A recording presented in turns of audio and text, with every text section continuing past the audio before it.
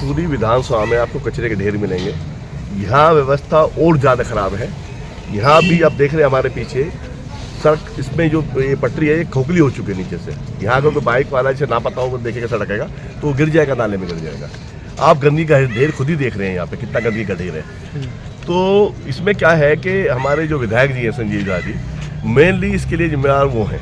उन्होंने क्या किया है कि सारे तो बुराड़ी विधानसभा के 70 से 80% मकान जो है वो नीचे गिरा दिए हैं। उन्हें दोबारा बनाना पड़ेगा। कोई 4 फुट नीचे चला गया, कोई 6 फुट नीचे चला गया, कोई 10 फुट नीचे चला गया है।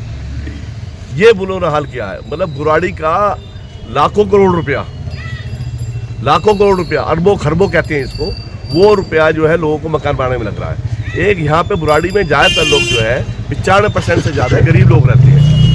तो जो गरीब लोग रहते हैं वो मकान बनाएंगे तो पूरी ज़िंदगी कमा पाएंगे। 10-15 लाख रुपया वो इस मकान बनाने में लगा देंगे।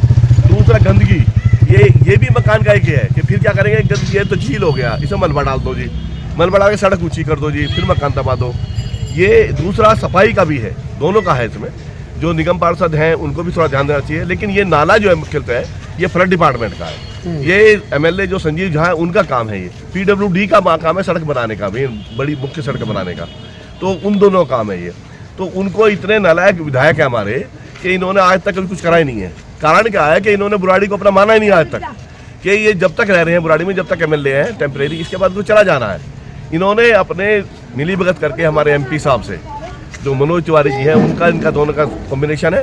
वो कुछ ऑब्जेक्शन नहीं करते इन पे, ये कुछ नहीं करते। जब लोग ज़्यादा कहते हैं इनके बारे में तब 1-2 स्टेटमेंट एक दूसरे के विरोध में दे देते हैं जानबूझ के, मिली जुली, जिसे नूरा कुश्ती बोलते हैं। और आप देखिए कितनी गंदगी है, ये लोग रह रहे हैं, कितनी बदबू आ रही है, कितनी बीमारी होती है।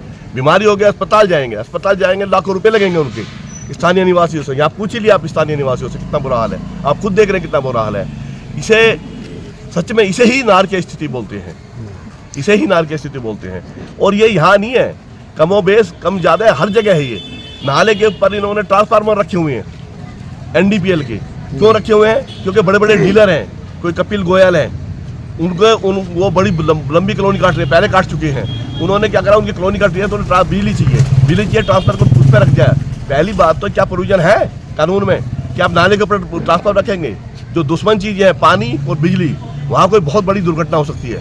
वहाँ भी पीछे वाले नाले पे देखा होगा आपने एतवार के पे कि वहाँ भी सब ऐसा ही मामला है। समता विहार तो ये है, लेकिन वहाँ भी जो नाला ऐसे ही टूटा पड़ा है।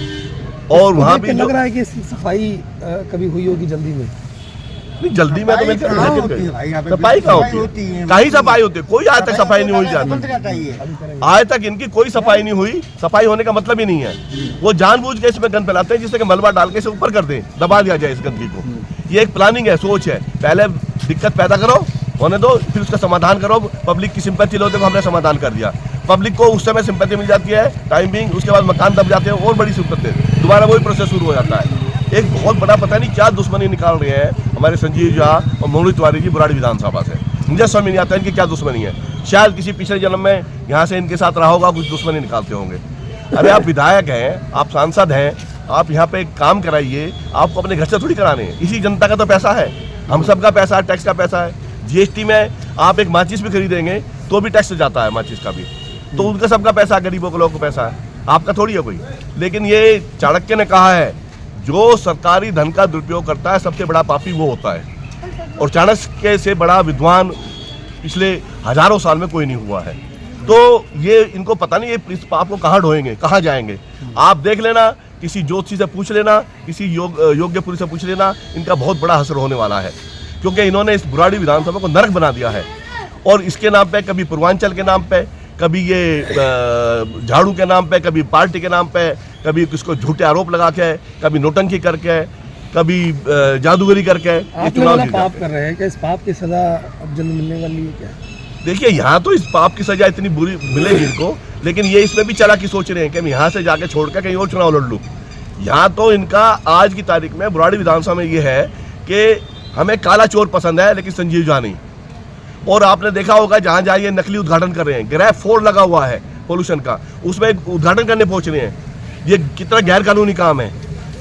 कोई भी देश जो है लोकतंत्र कम से कहते हैं कि रूल ऑफ लॉ से चलता है, कानून का शासन होता है।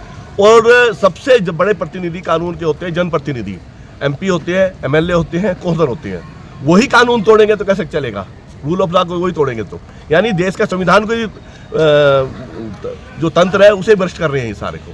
तो इसमें जो है सजा तो इनको मिलेगी कि इनकी, अगर मैं गारंटी लेता हूँ अब क्या ये चुनाव लड़ते हैं तो इनकी जमानत बच जाए तो मुझे कह देना। ठीक है। प्रमोद जी, स्थानीय लोगों का आरोप है कि यह निगम के कर्मचारी भी कूड़ा डालते हैं इसमें इकट्ठा करके। ये जो निगम के कर्मचारी डालते हैं, देखो इनकी सबकी मिली भगत होती है, तो सबको लगाए लूटने में गए। इस बुराड़ी की जनता को ये बड़ी पागल मानते हैं, बुराड़ी विधानसभा की जनता को ये मूर्ख मानते हैं। ये कहते हैं ये क्या बोलेंगे यहाँ पे, ये गरीब कुचले हुए लोग हैं, लेकिन ये नहीं पता है कि जो सत्ता है वो इन्हीं के हाथ में है, चाबी इन्हीं के हाथ में है।